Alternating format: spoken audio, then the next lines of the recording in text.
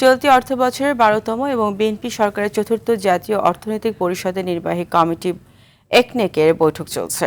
সকালে সচিবালয়ের মন্ত্রিপরিষদ বিভাগের সভা শুরু হয়। বৈঠকে সভাপতিত্ব করছেন প্রধানমন্ত্রী ও একনেক সভাপতি তারেক রহমান। সকাল ১০টা থেকে শুরু হওয়া একনেক সভায় নতুন ও সংশোধিত মিলিয়ে ১২টি প্রকল্প তোলা হবে, যেখানে সম্ভাব্য ব্যয় ধরা হয়েছে ৮,১০৬ কোটি টাকা। অবকাঠামো উন্নয়ন, পানি সম্পদ ব্যবস্থাপনা, স্বাস্থ্যসেবা, তথ্য প্রযুক্তি, স্থানীয় সরকার, বিদ্যুৎ, জ্বালানি, সামাজিক নিরাপত্তা খাতকে গুরুত্ব দিয়ে প্রকল্পগুলো প্রস্তুত করেছে সংশ্লিষ্ট মন্ত্রণালয় ও বিভাগ।